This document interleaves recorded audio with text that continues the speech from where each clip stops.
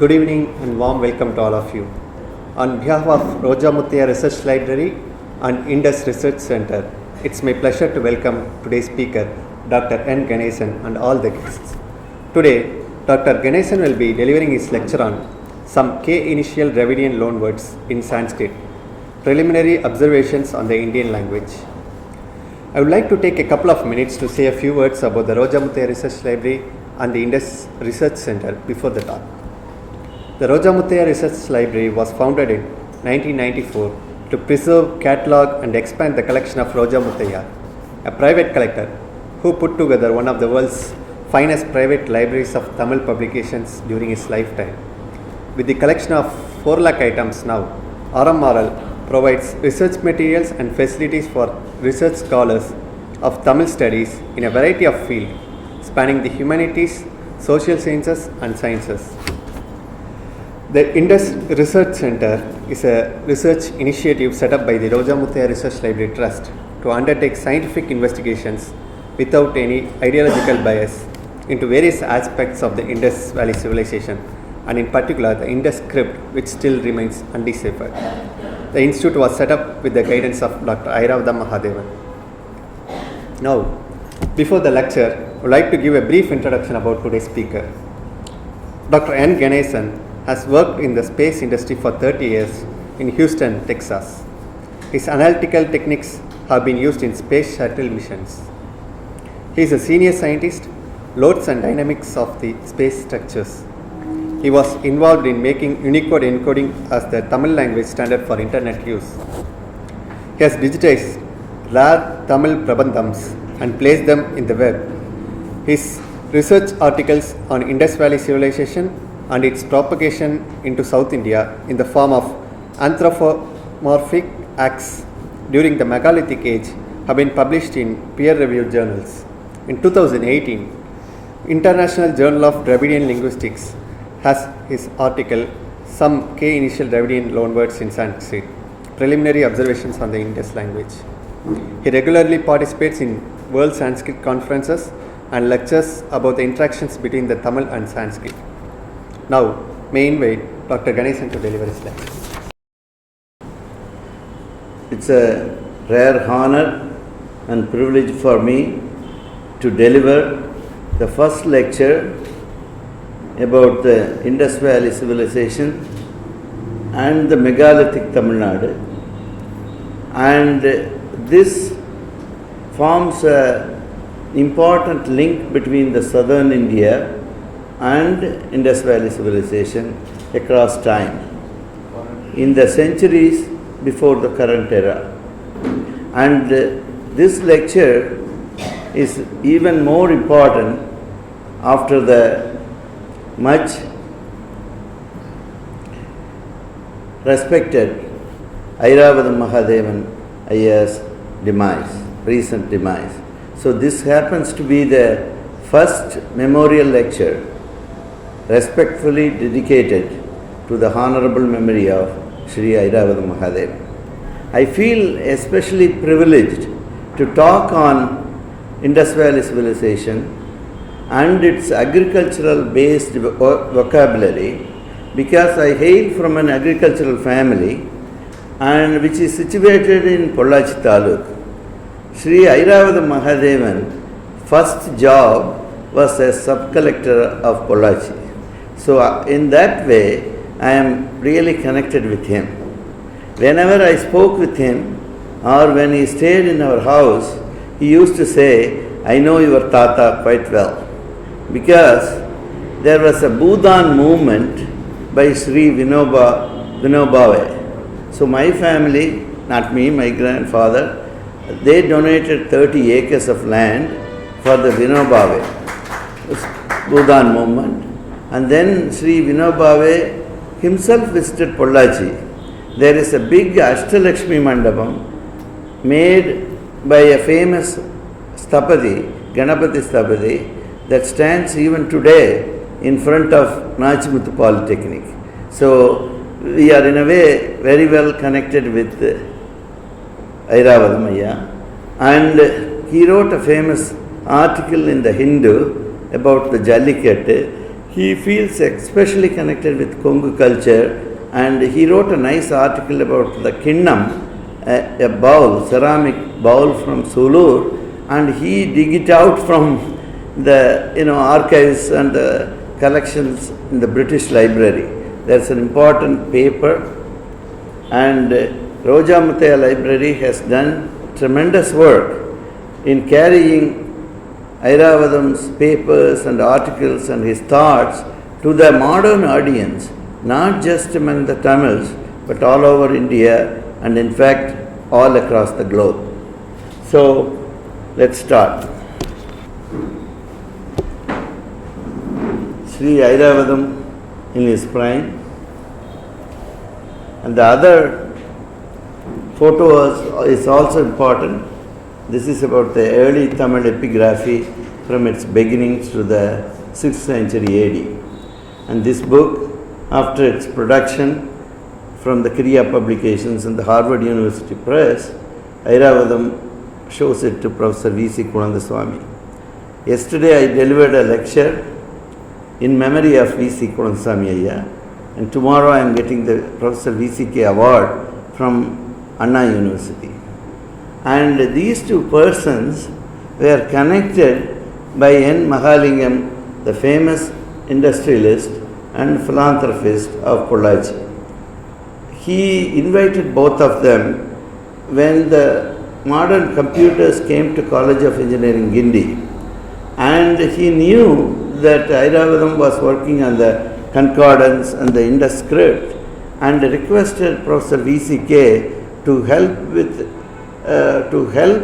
Airavadam in any way he can, so he can bring out the concordance of Indus texts, Indus script texts in a very scientific and professional manner. So that was done with the help of Tata Institute of Fundamental Research, also College of Engineering, Guindy's computers that came out in 1977. His magnum opus on Tamil Brahmi inscriptions came out in 2003. So in that way, the past giants of Tamil scholarship and the institutionalization of the Indus research is all seen in these rare photos. As we all know, Indus Valley is the largest civilization in the ancient world. During the Bronze Age, there are about 5,000 villages and spread across a million square miles area. And being an agriculture-based civilization, you can see the toys, and also like the Rakla race, this is called a Daimadabad, this chariot, the bullocks, oxen race, Rakla race. This bronze is very old, maybe at the beginning of the post-Harappan period, that was found in Daimadabad, Maharashtra. That is the southernmost site of Harappan civilization, and after that the post-Harappan period kicks in, and you see different sites, different types of toys representing the zebu bull. Zebu bull has the hump. The humped bulls are very native to India. There had been a saying in archaeology that the domestication of cattle took place in the Middle East, in Sumeria, Mesopotamia, and so on. But really the zebu bull domestication took place in the Indus Valley. Not only the cattle, but even elephants were domesticated by the Indus Valley people. How do we know this? Because on the Indus seals, you see sometimes elephants with a kambala, with a carpet on its back. So also you see what we call Proto-Durga or a woman goddess fighting a buffalo demon, and you see her right above an elephant. In Indian culture, both horses and elephants, during the Vedic and post-Vedic period, and elephants are symbols of royalty. So it's an important, obviously a magnificent animal. So the elephant domestication and also the zebu cattle domestication took place in Indus Valley. We know there are 4 major language families in India: Indo-Tibetan, Munda, Indo-Aryan, and also Dravidian. Indo-Tibetan can be neglected, can be ruled out of Indus Valley civilization's elite. And whether it is, and because of the horses in the Rig Veda and so on, and also the genetic affinity with the other languages like Iranian or European languages, the ingression of Aryan languages took place only after the decline of the Harappan civilization's peak, only during the post-Harappan period, probably due to the environmental decay. People have to move out towards the east and south to populate the southern India, to populate the Ganges plains. When the Harappan people moved towards that, the Aryan languages enter India. And the Genesis changes the structure from he went to the village, which is the SVO structure, but when we say Avan Urukku Ponan, that changes into SOV structure. So the original SVO structure changes to SOV structure is due to Dravidian substratum. This is said by linguists who study both Aryan and Dravidian languages. This is an impact from Dravidian. So the impact of Dravidian upon Sanskrit is very deep, structurally very deep.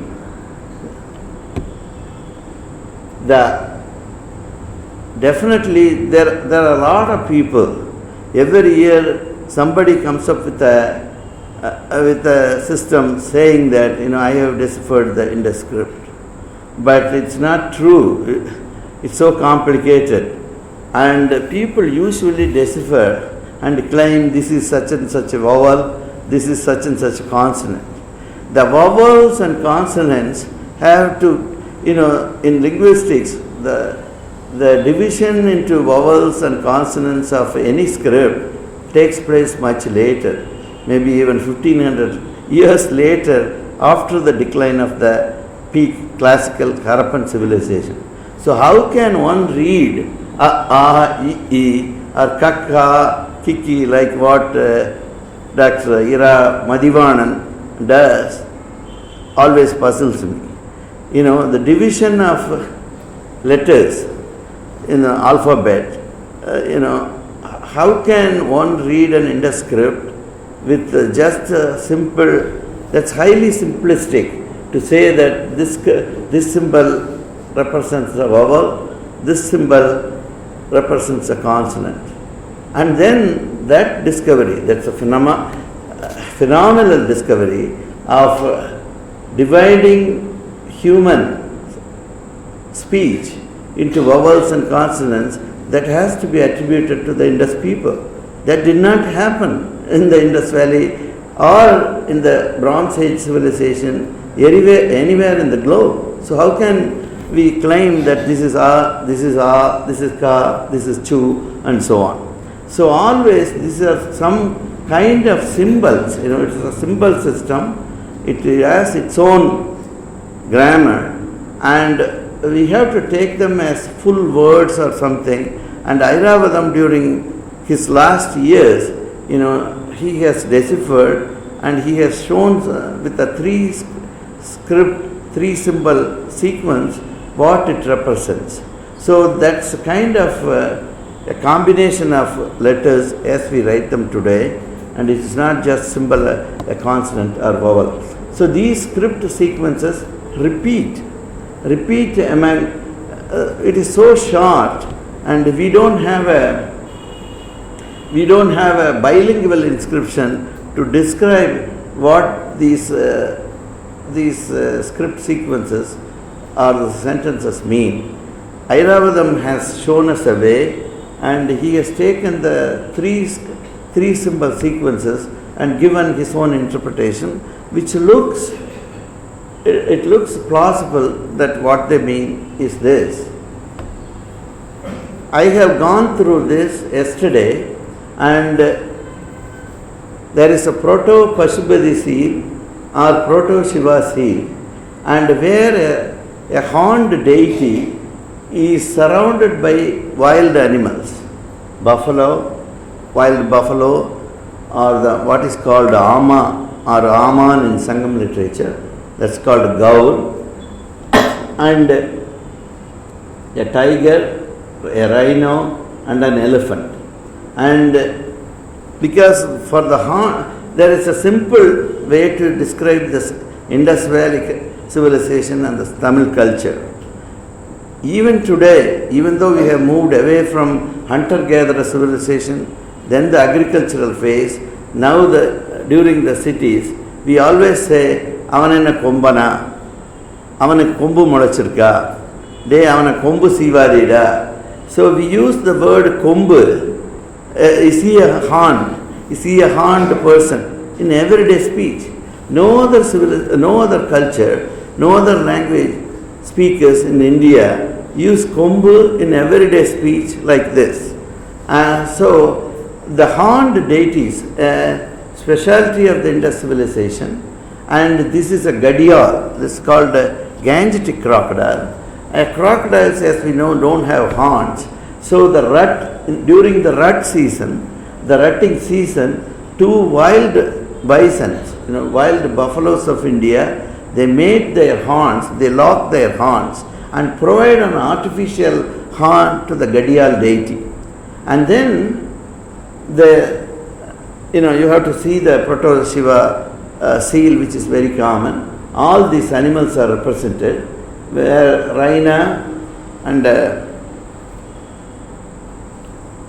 elephant and a backward turning tiger, which is taking orders from a person, probably a pujari, sitting on the bough of a tree, probably an acacia tree, that comes from analysis by Walter Fairservice. So one time Professor Parpola has written, because seeing all the wild animals, he wrote that this is a monkey, because on a tree, on a bough. I said, look at the other seals that have the same backward turning tiger underneath the tree bough, and a person sitting, and what we call as Attanangal, one leg on the other leg. So the Attanangal person is not a monkey. This must be a pujari of a female deity. And what you see here is the back head. This is called the double bun hairstyle. And Professor Parpola has written in his classic book, Deciphering the Indus Script, about this double bun hairstyle. It comes from Sumeria. The Sumerian warriors have a helmet that has a double bun. Eventually it becomes called a Kabardin as a name for God Shiva. So this is a person normally connected with the goddess, because he is giving orders to the backward turning tiger in other seals. And you have to imagine, I will try to show that's not the main focus of this paper. But so the Proto-Shiva or Proto-Pashupati seal, the equivalent is the Gadial of the Gangetic crocodile. Its horns are provided by the wild bison or the gaur bull. And this is not one of a kind. It's a pan-Indus myth. In many villages, the same seal is found. So this is very, very well-known myth in all across Indus Valley, and they must have performed some kind of rituals, probably with milk or something. So we see erosion there. So it's a very wild. The goddess is always connected. The female deity, goddess, whatever you call, is always connected with tigers. And usually with the upstanding tigers, she is shown in between. On the top seal, she is missing. And where we don't know what it is written. And this seems to be a person carrying the kavadi, Bharadwaja. The Bharadwaja name comes from the kavadi. That's what Airavadam has written in one of his early papers. Not on the seal, but about in hundreds of seals this figure comes in, and they connect both Parpola. It's very rare that both Parpola and Airavadam agree, and this is one of the signs that this is surely represents the kavadi that we see in Padani and everywhere. And the goddess or the deity female is missing here, and she is here. And many different interpretations of what this is given. My interpretation is this is really the Gadiyal.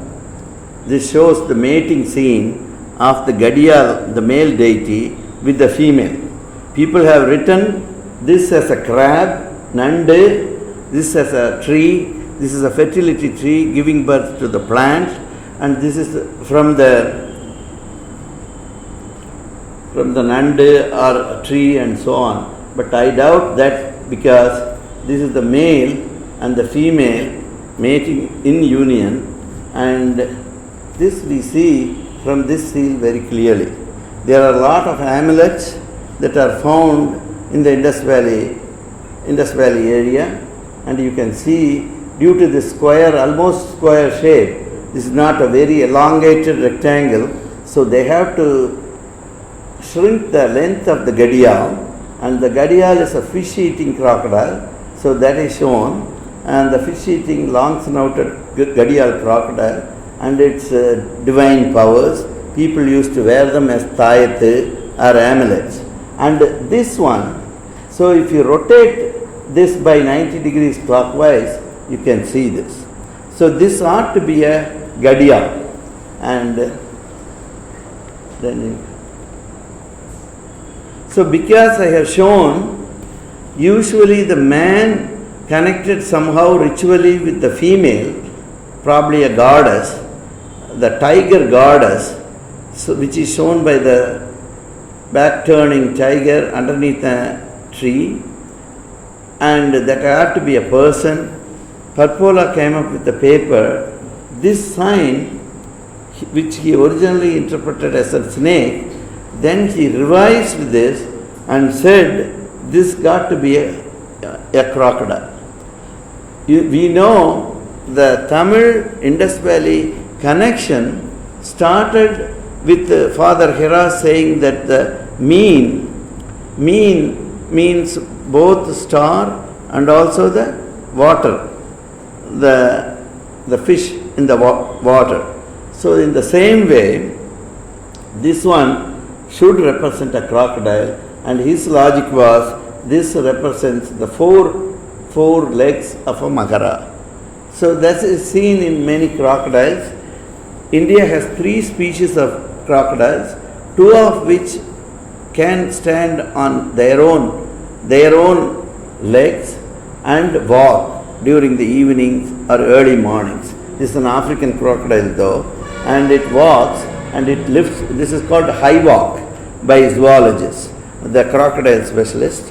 Crocodilians walk using the strong legs, and that's kind of shown in this symbol. And Varuna has a Vahana, this mugger doing the high walk.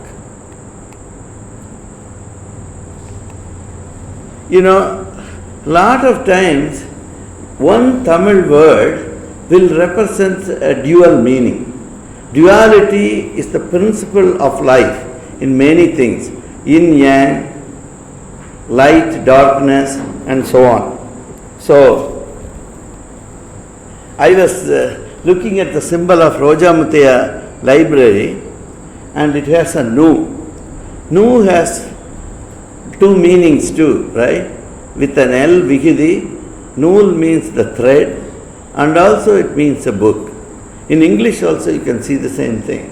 A text, textile. So they are interconnected. Tantra or text, everything has the dual meaning. In the same way, what I was researching was recently the Kacham, the word Kacham. Kacham is connected with Kanjal, Kandal and so on. The Kachabi is the Veena held by the goddess Saraswati. So usually Manfred Meyerhofer, who is the most respected person of Sanskrit etymology, says Iranian word Kashyaba has changed into Kacham. That's what becomes the Kachabi as the Veena of Saraswati. I respectfully differ from Professor Meyerhofer. Kacham, Kandal, Kanjal, all connected with the Dravidian words, that is swelling with water. You know, the water-soaked lands along the beach, along the banks of a river are called Kacha. So that cannot be coming from Kashyaba, even though there is some sound similarity, but Kachabi as the Siratai Kinnari or the pre-violin, you know, there is a Villaha Verelinar, there is a Kurundagai poem. If you read carefully, there is a Paratai telling the actual wife about her relationship with her lord, and that is the bow of the Kinnari, the pre-violin yard, Ekatante, or probably it has two strings, and that is still in existence, that is called Kachabi. And that Kachabi must be very ancient, and the Kacha, Kandal, Kacha and all must be quite different from Kashyaba, because there is an Indian star tortoise, and the Indian star tortoise, if you take a look, that has a star representation, that has a bump, there are rays radiating from the center, and that is Kachal, Nila Kayid Vanam. So Kaidal means, radiation, Kaipu, Kandam.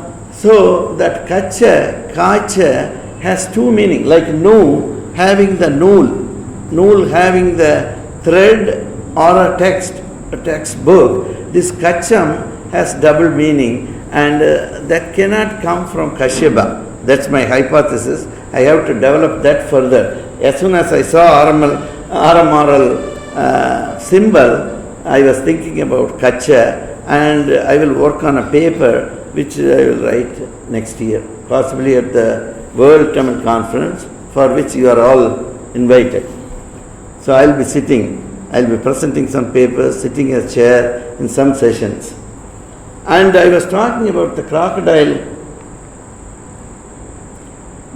crocodile sign, which Parpola has recently called as a crocodile deity, and that comes in many important seal sequences.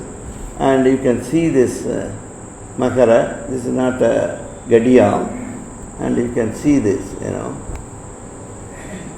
This is from the Harvard Archaeological Research Project, done by Harvard, and at the Harappan site. There is a farm, agricultural land.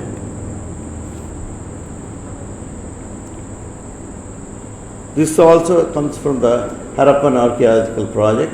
There is this Gadiyal deity, and this seal is broken. There is a buffalo sacrifice, and the person connected with this deity, the Protopashupati, is sitting as though away in the Maha-yogic posture. So the yoga gets connected long before Sanskrit came into India.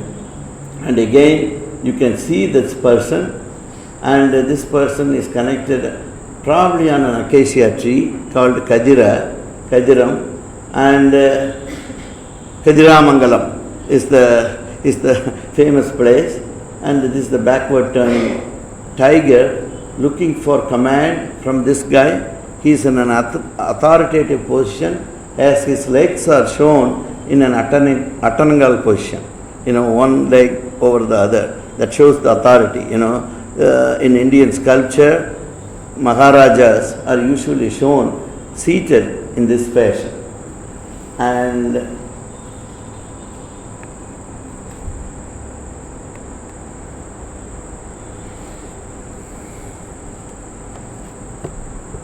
Indus Valley civilization is mainly agricultural based. Over time, it has developed a lot of astronomical concepts, and to build cities, they need to know the cardinal directions, and a lot of astronomy, especially the 27 lunar mansions, developed in Indus Valley, much before the Vedas. And there are several Sanskrit words that are being analyzed by Sanskritists for almost 2 centuries, from Sir William Jones' days, and due to the new knowledge from archaeology and the art history and also the genetics. For example, the recent book by Professor David Reich of Harvard, we have to take a relook at the several words. Let me suggest one word. There is a word Timira.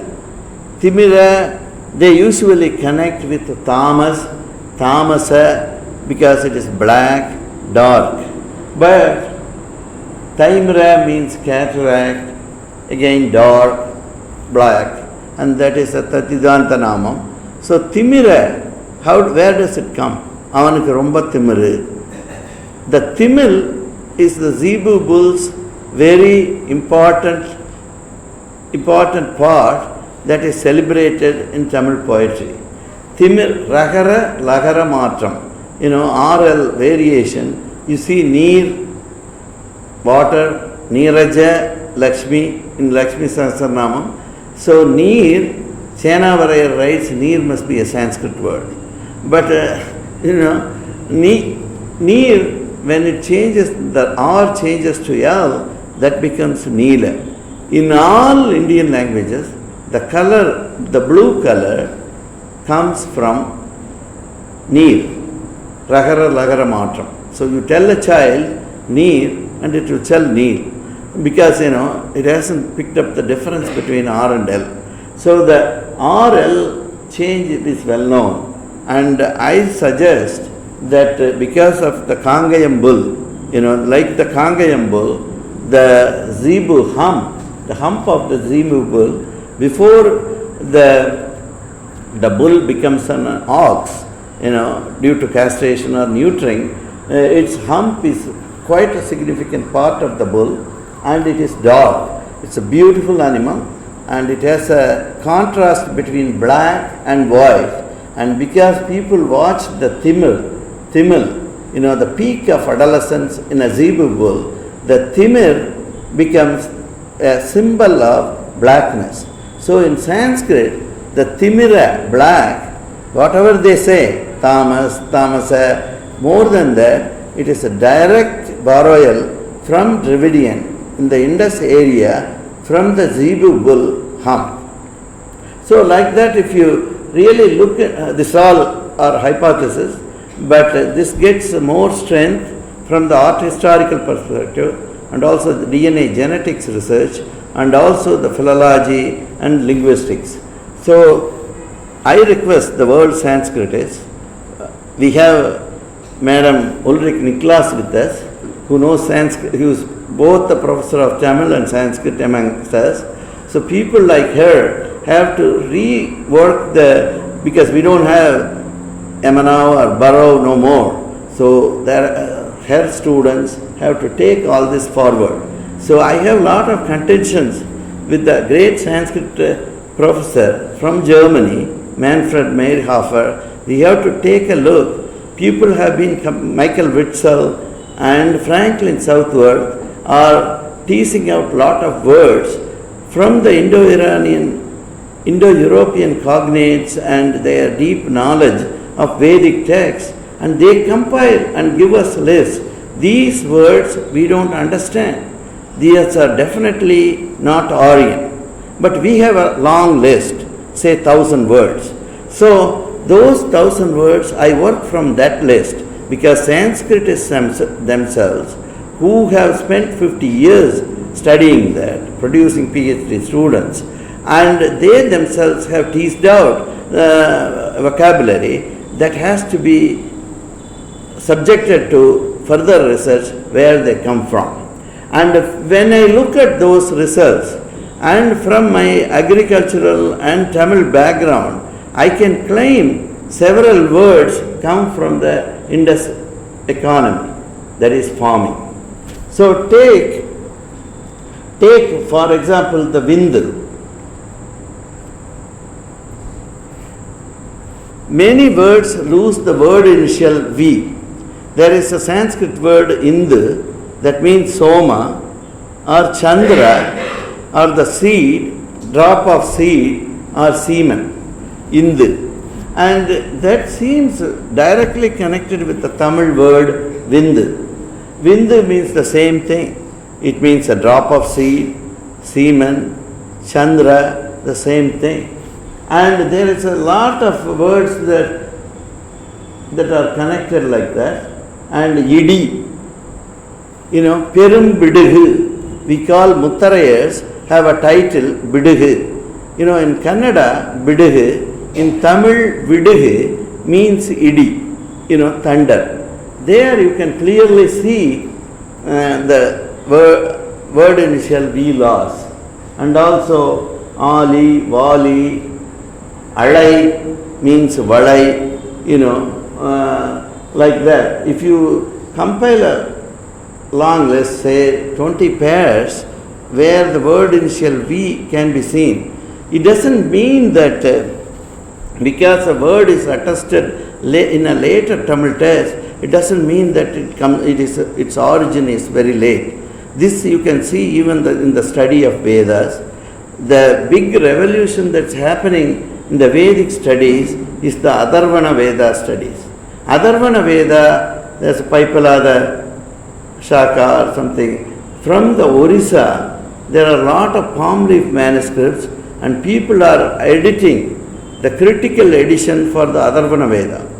The Atharvana Veda is considered the fourth Veda, that is the last Veda that's doing black magic, sorcery and all. But the original words of the Aryan languages, there are some sloka is through and things like that come in the Atharvana Veda. So just because the text is little late, then the Sangam text, it doesn't mean whatever is said in the Sangam text is the oldest word. The other one is the later. By analysis, people can determine which is the original source of the word. Here, with the Vidangar, for example, Vidangar as crocodile is represented only in the late text. But Idangar occurs in the Sangam text. But my claim is, it belongs to the same set of word initial V loss set, where Vidangar makes sense as a crocodile and then it loses its V to become Idangar. I have written about that in Professor V.A. Subramanian Fisher volume, Makara, a Dravidian etymology. Please read that paper, it's online. And if you have some questions, I would like them to hear. The Vindu comes from Visu, Vichu. Visu, automatic Kovai Chevai, Kovai Padam, Tindora in English, Tondai in Tamil. Visu becomes Visai, Chakaram becomes the Vittu, Vindu, they all form a similar class. And from the Vindu, it becomes Indu. Like Kal has several meanings. The main meaning is either leg or the wind, anything that moves. So the Kal, Kalam, the Dharma, there's a nice story in Mahabharata. The Dharma cow had 4 legs in the first Yuga. It loses 1 leg in the second Yuga. And the Dharma cow stands only on 2 legs. And in the Kali Yuga, which is the worst of all yugas, the Dharma cow stands on a single leg. So the kal to the leg, kalam, the yugas are getting connected, just like the nool or mean that gets connected. You can see that process repeated. A key word getting two primary meanings, and there is a double meaning, a punning on that word, and that representing an important Indus phenomena can be seen in many words. Like that, nimaital, we say imaital is winging. So, but N is lost in many words. Unni Krishnan. Unni means dog's tick, right? Ticks on the dog's skin. That comes from Nunmai. So N gets lost. So Unni Krishnan means baby Krishna in Guruvayur. So there, Neer. For example, Neer is water. When the word initial N is lost, it becomes Iram. From the Iram, Iramadi, that is the Airavadi's Airavadam, comes from the Iramadi, and month is the full of, and Ira, Sanskrit claim it is a Sanskrit word. That's true. It's represented much earlier in Sanskrit text. Just because Iram is represented in Tamil text a lot later, it does not mean that it's not a Tamil word. Because we have the proof, we have a phenomena, Nunni becomes Unni, Neer becomes Ira. I have a long list, 25. Nimaital is the winking. So the Nimesh, there is a nice story in the Puranas. Nimi is an asura, and he is connected with the winking of the eye. You can read it in Mahabharata. So Nimaital, as Imaital, is told by Arunagirinadar in Tirupugar. You can check. So Nimaital is the original word, where the word initial N gets lost to become Imaital, Imai, eyelid. So like that, there is an Anda. Witzel told me, Anda, egg. That word, they don't know where it comes from. But it definitely is clear from Tamil, Malar, Alar. So there is a word initial loss of M here. So Mundai, because Tamils had a tradition of shaving the head when the husband dies away. So the Mundai, the Ukaram changes to Akaram, there is a Mandai. The skull is round or sphere. So that Mandai, when the word initial M, that phenomena occurs, the round, like the skull, the egg is like a skull, it's like a sphere. So that's how Anda comes. The Anda is a very deep word. So that when we study several sets of words, where the word initial Y, V, M, N, K, C are lost, these sound laws have never been subjected to study by great linguists. Hope the next generations of Barao and Emanao and others take it forward. I just suggest Titti, Tutti, it becomes in the later text it's called Tutti, but Titti is Odam. Kadambu is a well-known flower. Madurai is called Kadamba Vanam in Tamil. Kadamba, there is a famous paper, loss of cerebrals. Kadamba is called, the Kadamba tree is called Kadamba. So the retroflexion, which is not very native in Sanskrit, gets lost in several words. So the Odam, the porridge, the rice soaked in water is called Odana. Like Chandu, Satudal, Chandu, that becomes Chandana. Odam becomes Odana. That is the Palayasoru. In Rigveda, where does Odam come? There is a Odai. Odai means, river is flowing. So the Odam is the wetness due to water. So the wetness due to water is Odana. So like that you can, Itti. There are several words. Vittam. This is a Vittam, right? The cross beam. Why that word? Because Vidudal. There are two walls that connect இந்த வால் இருந்து அந்த வாலுக்கு விட்ட உத்தரம் விட்டம். So that's called Vishta. Vittam becomes Vishta. Idudal. Indus civilization is a civilization that used unbaked and also baked clay bricks in millions of times in 5,000 villages in 10 major cities. So can't they have a word for brick? And everywhere across a million square miles, what is the word? That's the ishti. Ishti. So Vittam becomes Vishta in Sanskrit for the cross beam, just like that Idudal, because the mason takes the brick and places them correctly. So the Itti becomes Ishti. Like that, hope the future students of Sanskrit study both Tamil and Sanskrit with the new knowledge from archaeology. Let me go to my subject of the talk today. So here I try to highlight some words that possibly comes from Dravidian. This is a paper which is online. It's published this year about 6 months ago in the International Journal of Dravidian Linguistics. When I visited Professor V.I. Subramanian, he is a man of few words. Dr. Sundar we were talking, and he was very, very eloquent in words with me. Camille Zwelabel visited his office, and he said when he started the IJDL, you can run this journal for 4 years or 5 years. After that, I am sure it's bound to die. I give a challenge. If the IJDL, you won't get quality articles anywhere in the world, especially from Tamils. So you can't run this. Then he took it as a challenge and ran the IJDL for 30 years as an editor. And he said, I invite young scholars like you, and you guys, produce quality papers and continue this IJDL forever, thus falsifying Zwelabel's challenge.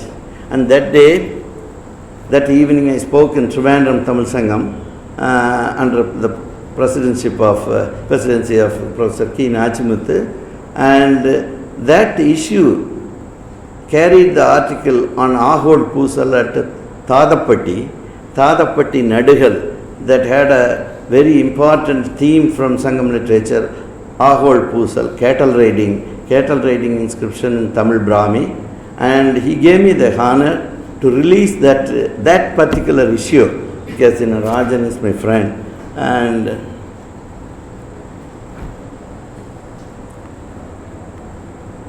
there are a lot of words that have some minor variations, and Sanskrit scholars have said these should not belong to the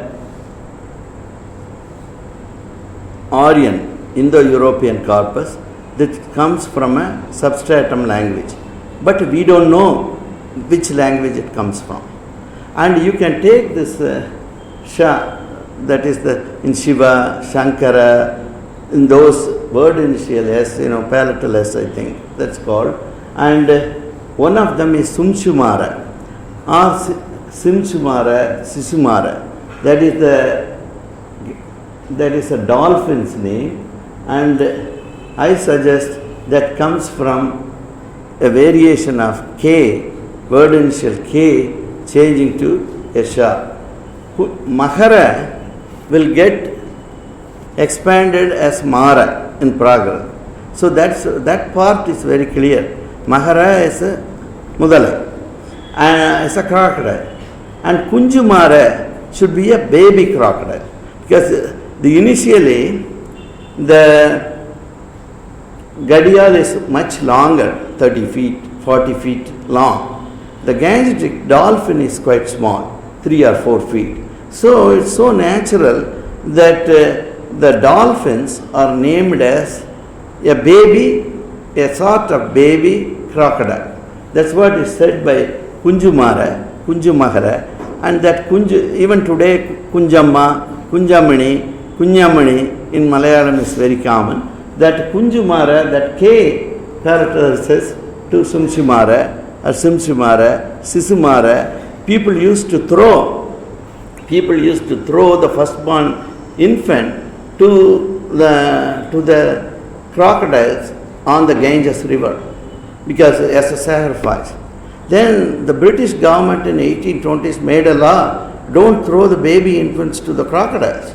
People wouldn't stop this ancient custom. So you know what the British said? They started shooting down the crocodiles. If there are no crocodiles on the Ganges, people cannot throw the babies to the... That's how Sadi was stopped. This you can read it in Parpola's crocodile paper. This incident, how they stopped the baby feeding to the crocodiles, was mentioned recently by the Kerala CM, Pranay Vijayan. So there are some things changing. And there is a word called Kiyambu, that is the Sembu. Professor Nikita Gurov, a famous Russian Indologist, said this Kiyambu, taro plant, comes from the Sembu. Because I suggest that Kiyambu comes from Kayam. Kasidal, Kayam is pond. Obviously we use ki instead of ka. Instead of kada, we call it keda, kedavit. Kadaka urgai, normally we call it as kedaka urgai. So Kayambu or Kayambu, Kayam is a pond. In the watery tract, the taro plant grows. That taro plant grows, so that its original Dravidian name, I believe, should be Kayambu or Kayambu. And the Kayambu, like Kada becoming Kada becoming Kida, due to the change from A to E, it's called Kiyambu in Rigveda. There is a Kem, and that becomes, Kem means semi, auspicious. So Kembu is red, and that becomes Shiva. Here also you can see the K, S. And you can keep on going. Kalludal means digging. Kalvi is digging for knowledge. Tottanaitu urum anakeni, mandarku katranaitu urum arivu. So Kalludal is Shala, the porcupine. The Mullambani is Mullu, or any needle is called Shala.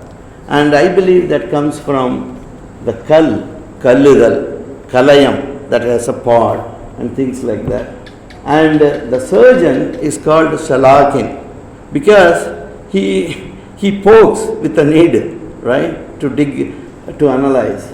Shapa means curse. Kaidal, avane kanjitanda, that means, he was very angry. He must be angry with the words and things like that. So Kaidal could become Shapa. Kal is stone. So Katkal, Katkara, Sharkara. Sharkara, original in the Vedic text, means pebbles. These vellam, when it is powderized, they look sort of pebbles. So the Sharkara, sugar, comes from simple Tamil word Karkat, pebble. So Kur is sharp. So the sharp haired, sharp weaponed Asura is called Shura, Padmasura, Murugan fight. So Kur is Shura. I could see many words. Sula, Neer, Neelam, Kal, Karai, both mean black, that comes from Kal. So Shula is the trident or the sharp-edged weapon, and that should come from Kur with the RL variation. Kadu means Kulipu, astringent, pungent, and Kadukai.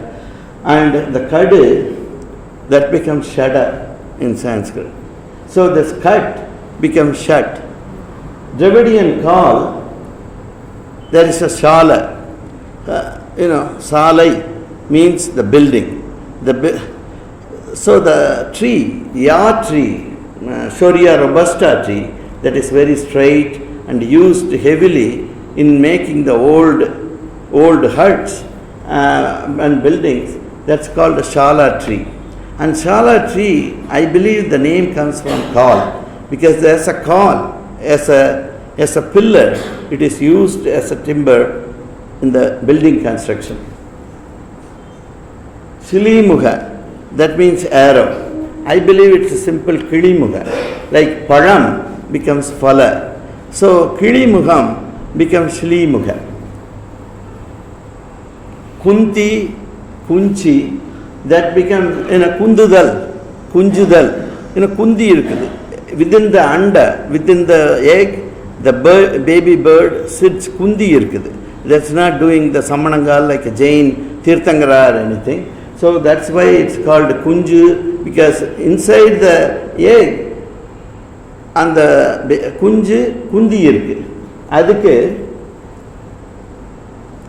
kakundi means bird that sits on the pebbles, and that becomes shakunti. Shakunti is a little bird that always sits on the tracks of pebbles. So Shakuntala is the heroine of the Mahakavi Kalidasa's drama, and Shakunta comes from the Kakundi. Kakundi is the bird that sits on the pebbles. Katkoda, Shatkoda. There is a myth, when the Naga king cobra ages thousands of years, it carries a ruby that spits a lot of light. So Kalkoda is Katkoda. Manimanta, it's one of the name. It carries a money that spits a lot of light. So Katkoda is a snake that protects Mahavishnu or Buddha, and Katkoda has a variation, Shatkoda. Konudal means that which wraps around, Konudal. And the Koni, Poli becomes Pali. So that Oharam becomes Aharam. So Poli becomes Pali, that becomes Bali. That's an important word in the Rig Veda. So just like that, Konudal, Koni becomes Kanai. So the Shana, Sanapai, if you look at the seed of the Koni pai, Sakupai, the hemp plant, the seed in the form of also Shankar, that comes from Kongu. Kongu means Valaidal, that becomes Kanga becomes Shankar. There is a Konkos, there is a rare sound similarity here, like Kashyaba. There is a rare, I know that Sanskritists have been saying the Koklos, Konkos is attested in Greek. So that has to be the source of Shankar. But it so happens there is also a sound, there is also a original Dravidian word, Kongu, that has nothing to do with the Greek, that means the bending. It's like an astroetic theory or whatever, there is some ancient connection. And the Kongu, Kanga becomes the Shankar, and the Sangu Vadayal, Silambu Kadidal is an important thing. And Kambara is an Ashura's name in the Saktam, and that becomes Shambara. So Kombu becomes Kambala, because Kombara becomes Kambara. Kambala is even today in Karnataka, like Jallikattu, it is done with Pothu on the paddy fields with the male buffaloes, which is called Pothu in my area and in Kerala. So Shamba, Kumbu, and finally, let me tell, there is a onomatopoeic word, gigir, something like that. That means wheel, weapon, and it all comes from Indo-European, because Parpola's theory is the original wheel technology was found in some area called Tripolia culture. That is the source of the wheeled vehicles, and that comes from quell, an Indo-European word, and that which really means to turn, to twist. So the quell becomes sagadu or sagadai, which originally means the wheel, and sagadu is the cart or cart load, because sagadu expands to sagadai, and so pilibai sagadum achidum. Sagadu means vandi here, it's not a wheel. Sagadu or sagadai. So the kalkala, galgala wheel from Mesopotamia becomes shakada. There also you can see the ka, the K, word initial K, changing to Sha. Shakata, Shakala, and that gives birth to Tamil, also has the same words, which obviously does not allow these palatal S sounds, Chakara and Chakra. This is the Vedic technology. And finally, we have to look at the real connection between the Tamil country and the Indus Valley. For that, originally we have a lot of art from Indus Valley, but a lot of texts in the Vedic period, and there is an important gap of 700-800 years.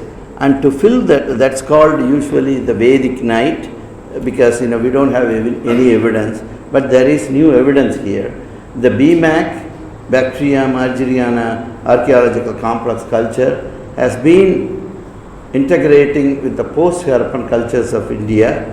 That is between the Ganges and Yamuna, there is a Indo-Gangetic Doab, and where the culture archaeologically is called the Copperhood culture. And there we see what is called as anthropomorphic acts by archaeologists. But is there a term, is there a sentence that defines this shape in Sangam text or in Sanskrit text? In ancient Indian text, what is its name? Its name is called Maduval Nediyon. Maduval Nediyon is in Madurai Kanji. Yesterday I gave a long talk. This is definitely anthropomorphic, which means a human-like, and this is of the axe shape. Axe means Madu, and normally there is a huge mound that we would normally call the Nattam in our villages, and if we dig out the Nattam, at the center we have a lot of swords and also the harpoons with several pointed edges on both sides, and the anthropomorphic axe stands in between at the very center. And in those days they were converting forest tracts into agricultural lands, in which they were fighting the crocodiles in the swamps and also the animals like the rhinos or any other thing, any wild animal, wild boar, with these swords and the harpoons. And that's why you see a lot of bronze weapons there in the post-Harappan period. You see it in hundreds of sites in North India. And this has a nice, the bronze technology has advanced, and we have the Daimudabad bronze chariot, ox chariot, and there are a lot of bronze rings, probably used to pull out people that fall into the swamps, into the well or something, and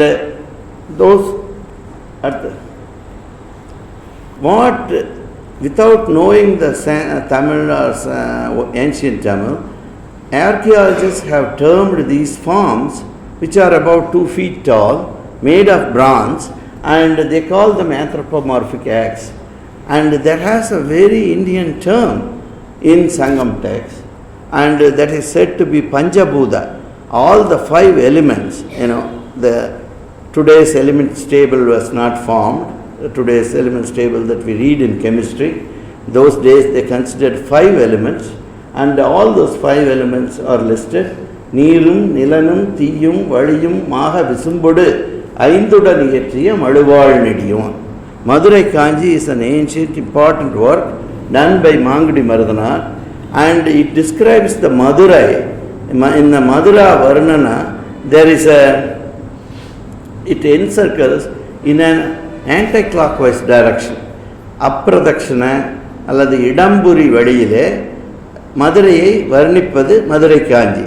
ஏனெனில் வாழ்க்கை நிலையாமையை சொல்லும்போது, வாழ்க்கை பெருக்கத்தை, வாழ்க்கை வளத்தை சொல்லும்போது வலம்புரியாக சொல்லியிருக்க வேண்டும். வாழ்க்கை நிலையாமையை சொல்லுகிற காஞ்சித்திணை பற்றிய நூலாதலால் அது அப்பிரதர்சனமாக செல்கின்ற, மதுரையை செல்கின்ற ஒன்று. அதுதான் பின்னாலே ஹாலாசிய மகாத்மியம் என்று ஒரு பாம்பு மதுரையை சுற்றி இருக்கிறது. அதன் வாலை பிணைத்து கொண்டிருக்கிறது. அந்த இடத்திலே ஆதிசொக்கநாதர் கோயில் என்ற கோயில் இருக்கிறது. அந்த ஆதிசொக்கநாதர் கோயில் இந்த மழுவாள் நெடியோனது கோயிலாக இருக்க வேண்டும். அந்த மழுவாள் Nediyon is an anthropomorphic axe, and the anthropomorphic axe that comes from the Vedic civilization from North India at the beginning of the Sangam age, along with horses, along with the iron stirrups to ride the horses and the paddy cultivation. Aadimalai Kanna, this is the famous Andal Pasanam. There the Kannan is the black colored Varuna. We would think Aadimalai Kanna means Krishna. Actually not. This is explained by the Sri Vaishnava commentators like Nambillai and Periyavachan Pillai. Kannan comes from the Kanga Prakarith, where it means black colored, and black colored, here the black colored person is Varuna. Because to explain the anthropomorphic form that we have seen, these forms, a farmer in Haryana, in his farm there is a mound, and when they excavated that mound, this is a chance find, he found this. This is the clue for what the anthropomorphic axe represents. Here you can see clearly the crocodile. You can see, and this is the Varuna, and you can see some pre-Ashokan Brahmi type letters. So there is a question whether this artifact is genuine. Indian archaeologists say this is genuine, and this is an important find in recent years. This is stored in Purana Kila, an important ASI storage depot in New Delhi. In all Indian languages, the chieftains of the local region is called Pattavardhanar, Biju Patnaik, Pattanayakar, Pattavardhanar, Pattakar, Palayavote Pattakarar, Kuraivalayam Pattakarar, something like that. So in the turban, when the Pattavardhanar dies, the power is transferred by the priest from the dead person to his first son, and that is in that Urumal or Talapahe, there is a gold that is tied, that is of the anthropomorphic axe form, and this is about 3,500 years old. We saw a lot of anthropomorphic axe that is about 1.5 feet, 2 feet tall, and then when the iron technology is perfected, and there are statues appearing in the megalithic caves, and then this is the first megalithic sculpture, monumental sculpture, that is 10, 12 feet tall, 15 feet wide, and it dwarfs a person if he stands nearby. And it is exactly of the same form of the anthropomorphic axe that is made of bronze, that is 1,000 years earlier than this, in the post-Harappan period in the Indo-Gangetic plains. So what does it mean? This is the most important sculpture that represents the anthropomorphic axe, that is what is called as the Maduval Nediyon in Madurai Kanji. I differ from Nachinarkini's commentary that Maduval Nediyon means Parasurama. The Parasurama that's creating the Kerala, he throws the Madu and creates a Kerala, kills all the Kshatriyas and creates, that's a literal interpretation without knowing the archaeological and art historical background. The respectable Nachinarkiniya writes that commentary, and you can see from the Haryana anthropomorphic axe form, this is really a Magara Vidangar type person. And this may be 500 BC or so, I think, this bronze that is found in Haryana, because it has the pre-Brahmi, pre-Ashokan Brahmi type letters that we don't know what it is. And this is from Motur on the right side. On the left side, people who what they call as viserical, the fan stone.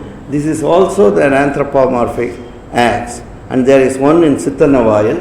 There is another one, something similar, that may be few centuries later, and that is found in Andhra Pradesh, that has female breasts.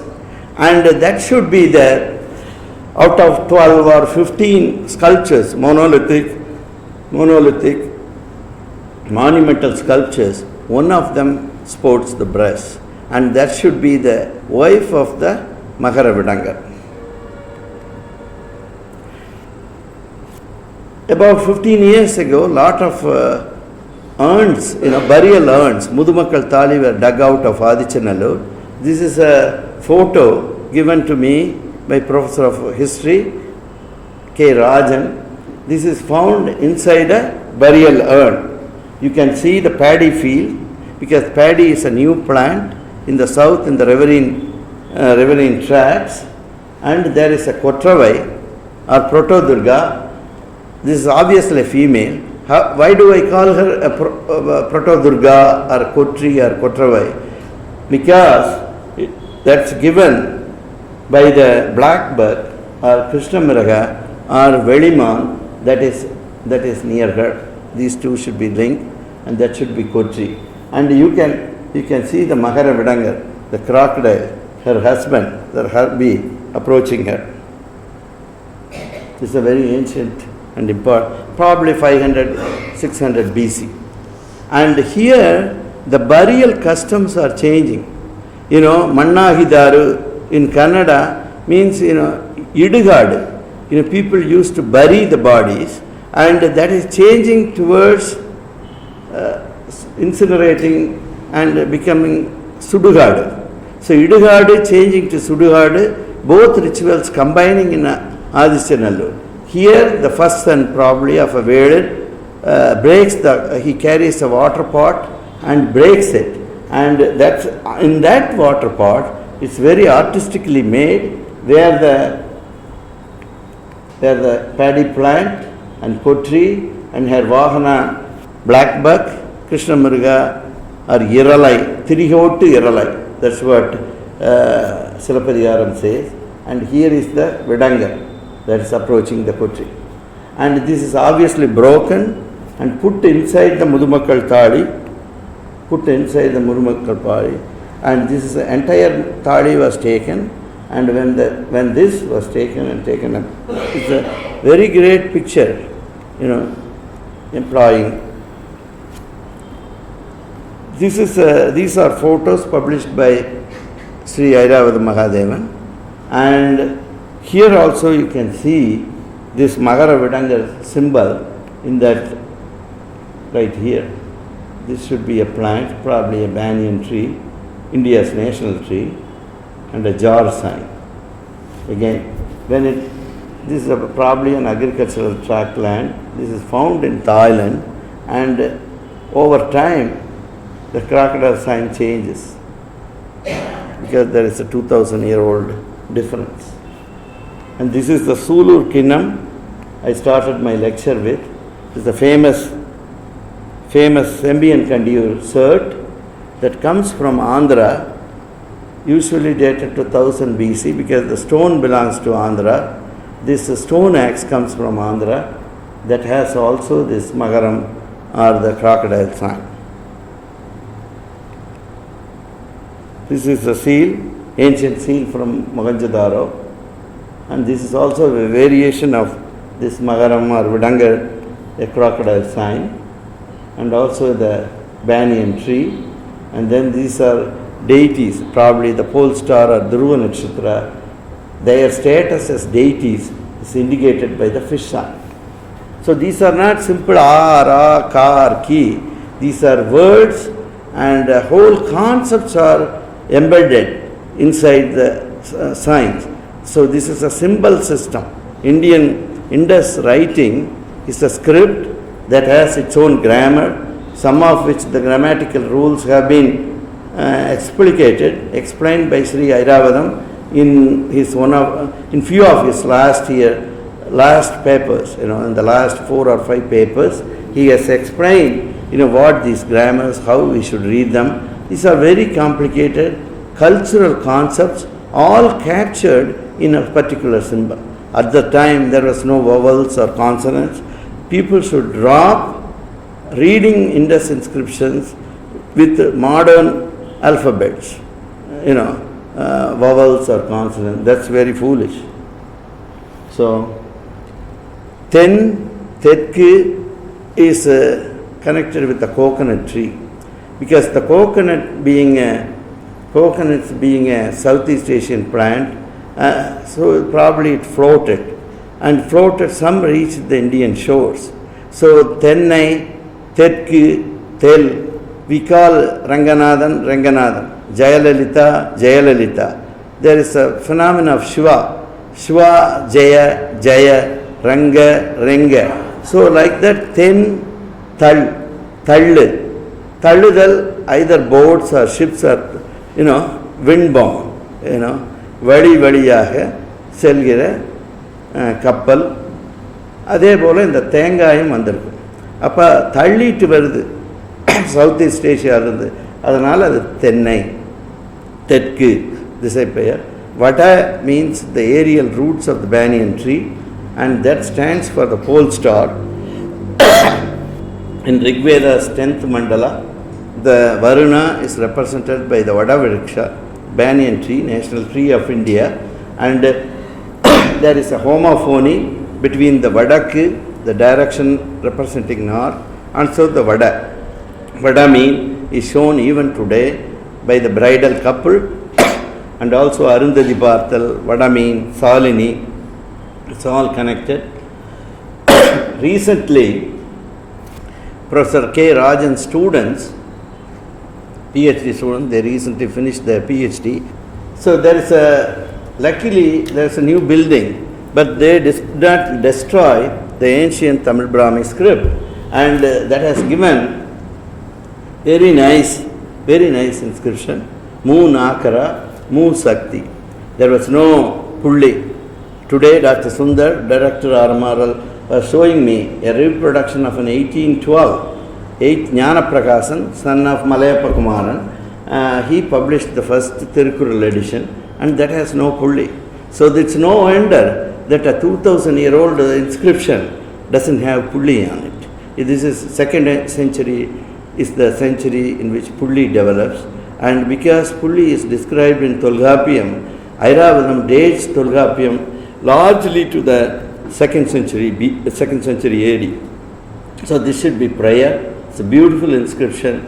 Mu Sakti is clear, that is the Prakrit Sanskrit word that represents the Kotravai. Mu Nakara means, Nakara is a Tamil word in Sanskrit. Nakara means crocodile. I told there are 3 crocodile species: the freshwater crocodile, seawater crocodile, and there is a Gangetic river fish-eating crocodile. The long-snouted Gangetic crocodile does not have strength on its legs, so it has to crawl and creep over the sand when it comes to get the sun rays.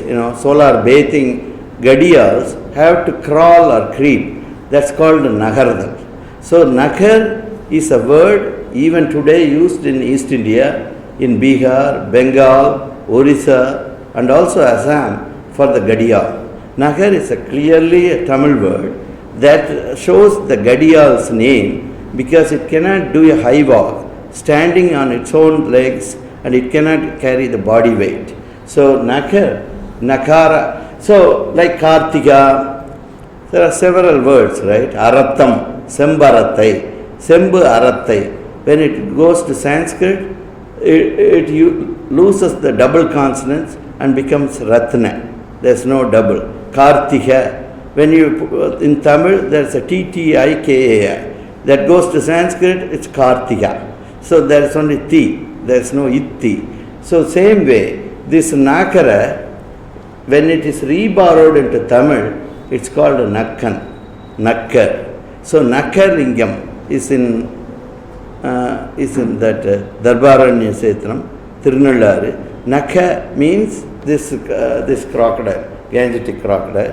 Nakkan is a very famous name in Tamil epigraphy, and Nakkan, there is a paper by Airavadam, but he doesn't give this interpretation. Nakkan or Nakkar comes from this Gangetic crocodile name that is still used in the eastern India called Nakkar.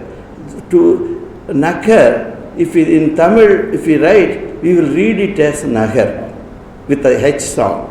So to avoid that, they put Nakkar in Devanagari or the Indo-Aryan scripts as Nakkar. So this is the interpretation of Nakkan that is held in front of the Devadasi names in many, many places in Tamil epigraphy.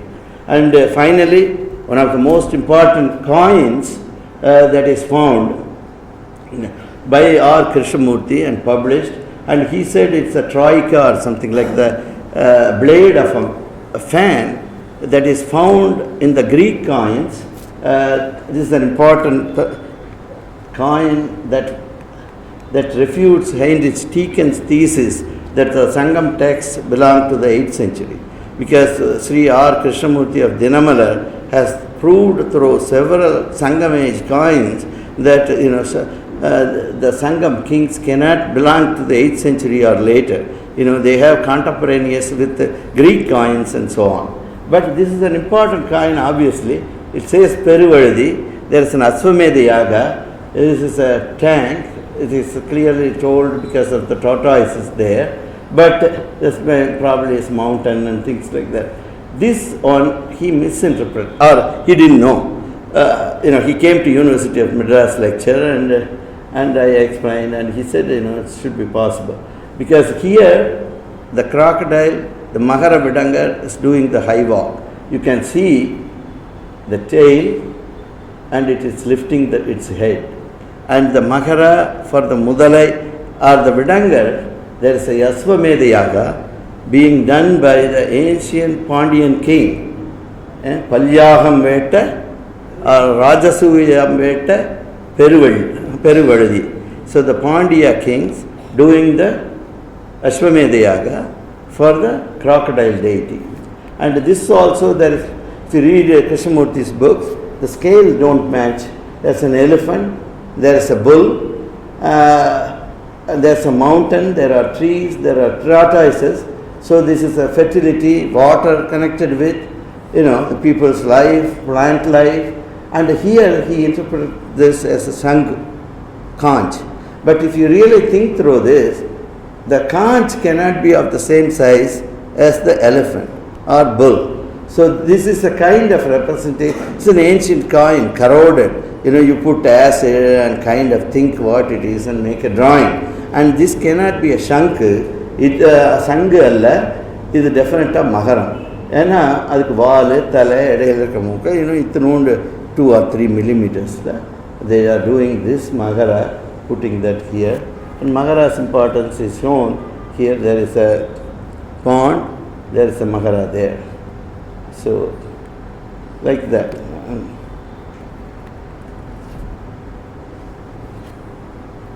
So why the pole star is shown and pole stars nearby? Pole star was Thuban and the Alcor was the Arundhati.